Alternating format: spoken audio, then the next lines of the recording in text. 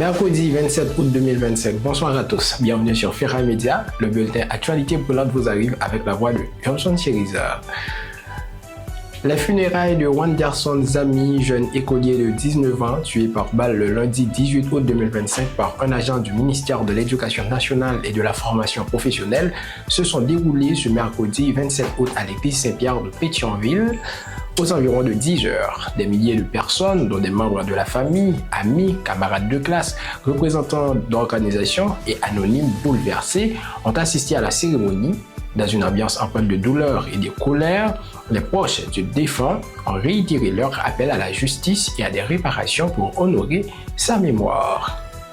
Plusieurs déplacés, anciennement réfugiés dans les camps humanitaires, ont tenté de regagner leur domicile ce mercredi dans des quartiers comme Delma 30, Carrefour de l'aéroport, Delma 19, Delma 17, Delma 24, Nazon et autres.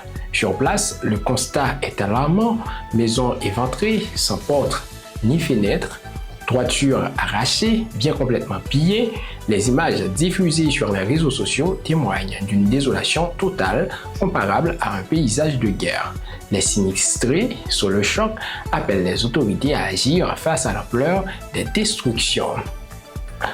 La police nationale d'Haïti a dévoilé ce mardi 26 août un important bilan d'opérations menées les 24 et 25 août dans les zones de Téléco, commune de Kinskov, avec l'appui des unités spécialisées de la force multinationale. Lors d'une conférence de presse, le porte-parole de la PNH, Michel-Ange Louis-Jeune, a précisé que les forces de l'ordre ont saisi plus de 1500 cartouches de différents calibres, 6 fusils d'assaut, dont des AK-47 et M16, des grenades lacrymogènes et 19 chargeurs. Ces opérations s'inscrivent dans la stratégie visant à reprendre le contrôle des zones stratégiques et à affaiblir les groupes armés. Le haut commandement a salué la mobilisation des unités spécialisées, réaffirmant sa détermination à rétablir la paix dans les zones gangrénées par l'insécurité. Le conseiller président Emmanuel Vertiller, en charge du chantier justice au sein du Conseil présidentiel de transition, a reçu hier, mardi 26 août 2025, une délégation du collectif des magistrats debout d'Haïti, COMADH. Les échanges ont porté sur les discriminations persistantes subies par les magistrats, notamment sur le plan salarial et statutaire. Le COMADH, représenté par Maître Carl Giovanni Obo, Maître Wilbert Jean-François, Maître Jean Juner Zami, Maître Rousse Claire Océan et Maître Jumel Gédéon, a dénoncé 6 années d'inégalité par rapport aux magistrats assis ainsi que des conditions de travail dégradantes dans plusieurs juridictions. Emmanuel Vertiller a reconnu la justesse des revendications et s'est engagé à initier des démarches auprès des instances compétentes pour un rééquilibrage progressif de la situation. La 23e édition des Mardis de la Nation tenue hier, mardi 26 août 2025 à la primature, le directeur général de l'OFATMA, Vicarson Gagné, a présenté les avancées majeures de l'institution dans le cadre de sa modernisation technologique et administrative. Parmi les réalisations annoncées, plus de 600 contrats de travail régularisés, plus de 100 employés nommés, 30 accords signés avec des prestataires de soins, environ 18 000 dossiers médicaux traités, près de 6 000 cartes d'assurance distribuées.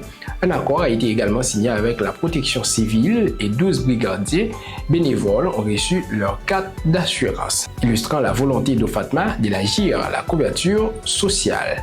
Le DG Gagné a réaffirmé l'engagement de l'institution à offrir des services plus modernes, efficaces et accessibles.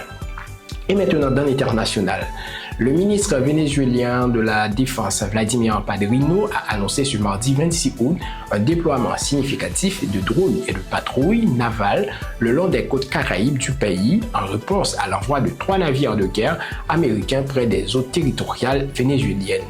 Washington affirme que cette opération vise à lutter contre les cartels de drogue en Amérique latine, mais Caracas y voit une provocation dans un contexte de tensions croissantes entre les deux pays. Alors que les efforts diplomatiques pour mettre fin à la guerre en Ukraine peinent à produire des résultats tangibles, un autre front semble progresser en silence, celui des relations économiques entre les États-Unis et la Russie.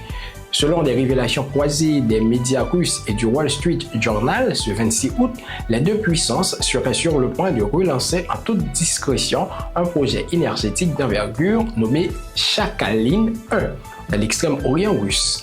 Les discussions restent confidentielles, mais ces fuites suggèrent que la reprise des échanges économiques entre Washington et Moscou est beaucoup plus avancée qu'il n'y paraît publiquement.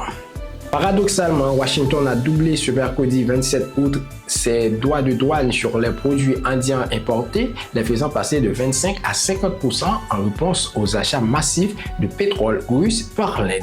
Une mesure punitive annoncée par Donald Trump début août visant à réduire les revenus énergétiques de Moscou malgré une récente rencontre cordiale avec Vladimir Poutine. Si certaines exceptions comme les iPhones limitent la portée immédiate de cette surtaxe, la Maison-Blanche prévoit d'élargir prochainement les taxes à d'autres secteurs stratégiques, notamment les semi-conducteurs et l'électronique. Fin de cette édition. Merci de l'avoir suivi. Ferai Média et la salle des nouvelles vous donnent rendez-vous demain. D'ici là, la prudence s'impose. Au revoir.